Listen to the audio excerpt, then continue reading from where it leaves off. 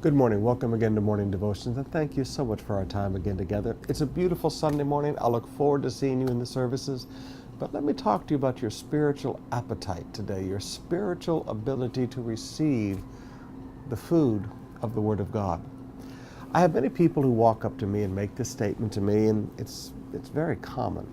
Pastor Summerall, I'm transferring to COP, and then they name their church, and I say, I really wish you wouldn't do that. You need to go back to where God put you. You need to stay where God planted you. I'm not one of these pastors that tries to gather up people from other churches. Oh, but I'm not being fed in my church. I've stopped growing. And I said, well, there are people that leave COP that say the same thing. Oh, how can that be? You're such a great teacher, da da da da. And I said, you must understand that the ability for a person to receive and learn the Word of God is not so much determined by the person who does the cooking as it is the person who does the eating. Proverbs chapter 27, beginning with verse 7. He who is full loathes honey, but to the hungry even what is bitter tastes sweet.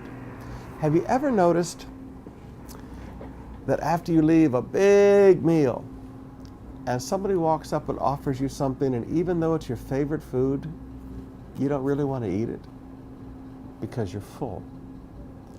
Now, as Christians, we have to learn to become spiritually hungry. We have to learn to serve. We have to learn to be involved. The hardest church to teach in the world is a church of people who just come to church and sit. What I call pew-sitting lazy Christians who just want a country club to come and sit in and say a few nice things to tickle my ears. That's the hardest congregation in the world to teach, because it doesn't matter how much you study and pray. When you try to feed those people, it's like trying to stick a spoon in a baby's mouth that doesn't want to eat. They just spit it right back out at you. They don't receive it because they're not hungry. Now, I don't care what church you're from. If God has planted you in that church, you can grow there. And you just need to stay where God planted you. Let me say that again. You just need to stay where God planted you. You can grow there if you will go to church hungry. Now, how do you get hungry? Well, you work. Have you ever noticed that when you've worked hard physically and you've been involved and you've done things, you're hungry?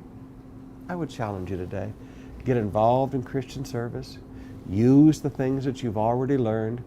And watch, all of a sudden, the preacher becomes a much better preacher. Not really. You just become a better learner.